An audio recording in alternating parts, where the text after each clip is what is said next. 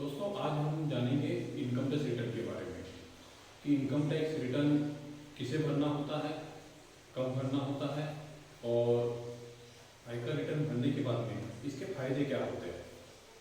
सबसे पहले तो आयकर रिटर्न एक प्रत्यक्ष कर है जो कि एक निश्चित जो सीमा होती है आय की, उससे जब प्राप्त किया जाता है तो वो उस इनकम पर आयकर भरना होता है। और ये आयकर जो होता है आयकर रिटर्न के माध्यम से, जो कि प्रत्यक्ष कर है केंद्र सरकार द्वारा लिया जाने वाला, तो इसे एक महिला द्वारा, वरिष्ठ नागरिक द्वारा, जिनकी की आय की जो सीमा है अलग अलग है। 60 वर्ष से कम आयु के लोगों के लिए जो आय की सीमा है उसकी सीमा अलग है। 60 वर्ष से अधिक के सीमा जब पार की जाती तो उसके लिए सीमा अलग है। 80 वर्ष से अधिक की उम्र जब पार की जाती तो उसके लिए सीमा अलग है।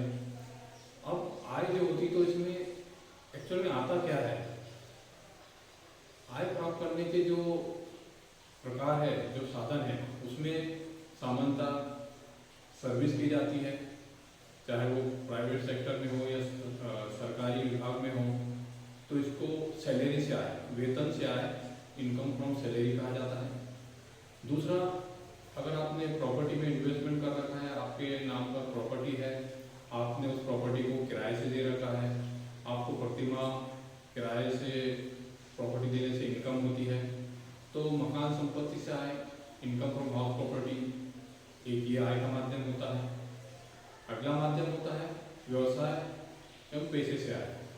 अगर व्यवसाय किया जा रहा है उससे इनकम होती है, ये प्रोफेशनल है, डॉक्टर, वकील, इंजीनियर, कर सलाहकार, तो इनके द्वारा जो सेवा दी जाती है या व्यापारी द्वारा जो व्यवसाय किया जाता है इससे इनकम होती है, तो उसको income from business and profession के माध्यम से इनकम होना बताया जाता है। साथ ही साथ कुछ केस में ऐसा होता है कि हमने किसी प्रॉपर्टी में इन्वेस्टमेंट कर रखा है, शेयर मार्केट में इन्वेस्टमेंट कर रखा है, अगर उसको एक निश्चित समय सीमा के बाद में हम लोग बेचते हैं, मान लो आपने कोई खेत लिया था या मकान लिया था या प्लॉट लिया था, वो 2 साल से अधिक अवधि के लिए आपके पास रहा, उसके बाद आपने उसको बेच दिया, तो एक इनकम का माध्यम होता है पूंजीगत आय से लाभ, पूंजीगत लाभ से आय, तो इनकम फ्रॉम कैपिटल गेन ये एक सोर्स होता है। दूसरा एक अन्य सोर्स होता है कि मान लो आप खेती करते हैं, खेती से आमदनी हो रही है, या फिर इनकम फ्रॉम अदर सोर्सेज में अन्य साधनों से आय कहा जाता है। जैसे आपने बैंक में एफडी बना दी, उसके प्रतिवर्ष आपको एफडी पर ब्याज मिल रहा है, interest from FDR, term deposit, post office में आपने एक निश्चित अवधि में पैसा जमा कर दिया हो, या आपको कहीं से कमीशन मिल रहा हो, ब्रोकरेज मिल रहा हो, अनेक प्रकार की अन्य साधनों से आय के सोर्स होते हैं। तो इनकम टैक्स जो डिपार्टमेंट है, आयकर विभाग है, तो उसमें मुख्य तरह से 5 जो इनकम के स्रोत होते हैं, वेतन से आय, उसके बाद में मकान संपत्ति से आय, व्यवसाय एवं पेशे से आय, पूंजीगत लाभ से आय और अन्य साधनों से आय।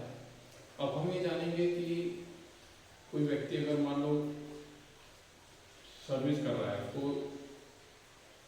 किसी के नौकरी करने से इनकम हो रही है, तो क्या प्राइवेट जॉब करने से जो इनकम होगी उसी पर आयकर देना होगा या सरकारी पर देना होगा?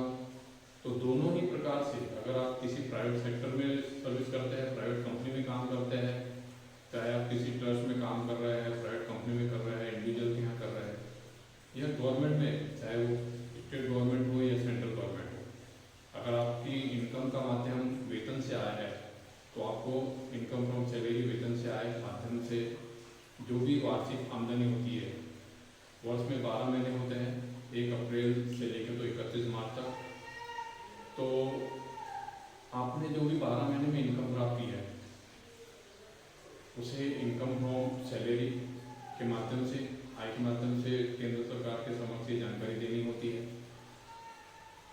उसके बाद में इनकम जो होती है आपकी हाउस प्रॉपर्टी से, अब ये हाउस प्रॉपर्टी आप चाहे किसी को रहने के लिए दे दे या व्यवसाय उपयोग के लिए दे, तो इनकम है, दोनों ही प्रकार की इनकम है।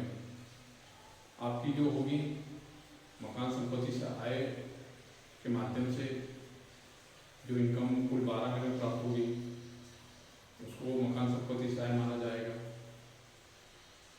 उसके बाद में व्यवसाय, आप जो भी 12 महीने व्यवसाय करते हैं तो उससे जो इनकम होगी, या प्रोफेशनल है उससे जो इनकम होगी, प्रोफेशनल आपका पैसे का काम है तो उससे जो इनकम होगी वो इस व्यापार एवं पैसे के से आय माध्यम से आपको घोषित करना होगी।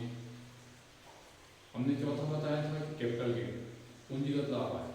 आपने एक निश्चित समय अवधि 12 माह में जो एक अवधि होती है शेयर्स वगैरह आदि के लिए, कि अगर आपने 12 माह तक के शेयर बेच दिए तो आपको उस पर कैपिटल गेन देना होता है।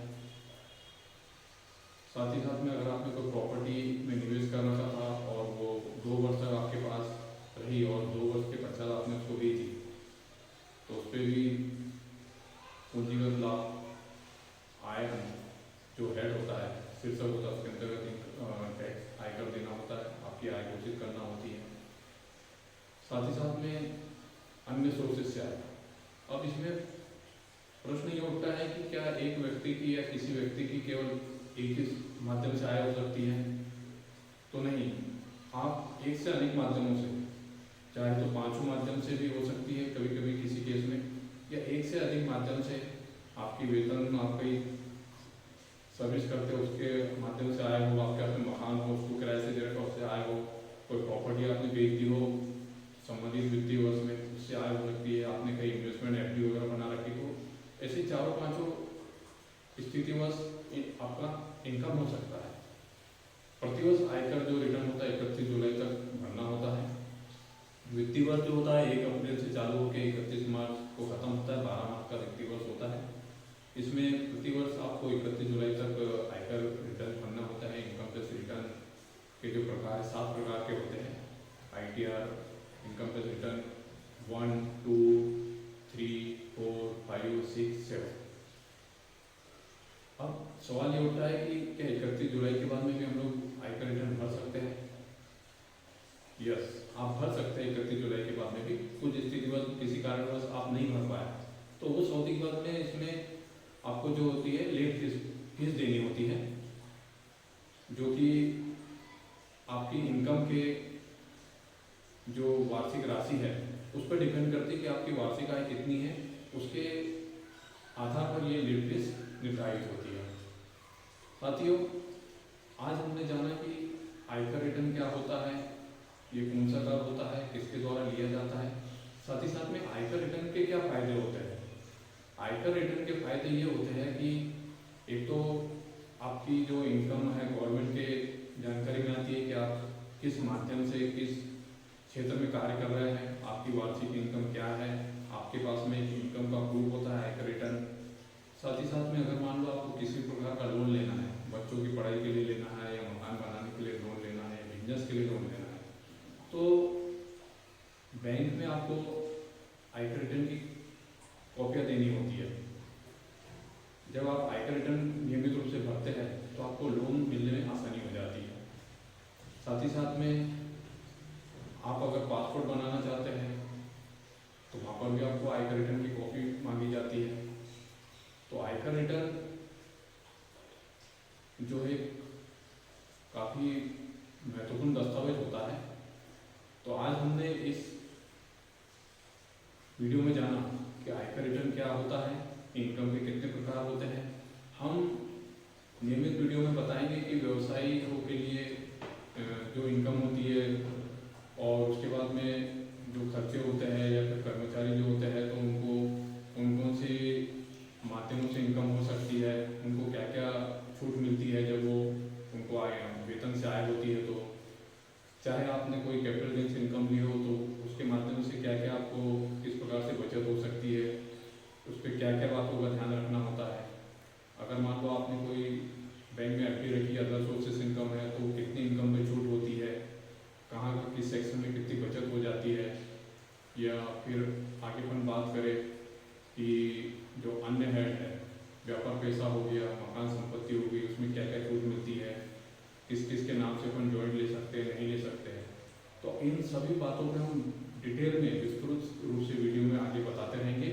तो इसके लिए आप हमारे इस यूट्यूब चैनल को सब्सक्राइब करें, जो कि प्रेमचंद बलिराम नागराज के नाम से है, जिसमें आपको नियमित वीडियो मिलते रहेंगे। साथ ही साथ में एक यूट्यूब वीडियो और अंकित नागराज नाम से, जिसमें भी आपको नई नई वीडियो की जानकारी मिलती रहेंगी। आप इसको भी सब्सक्राइब करें। यूट्यूब में आप सर्च में जाके अंकित नागराज वहाँ पर टाइप करके उसको भी सब्सक्राइब करें और नियमित रूप से हमारी वीडियो को देखते रहें।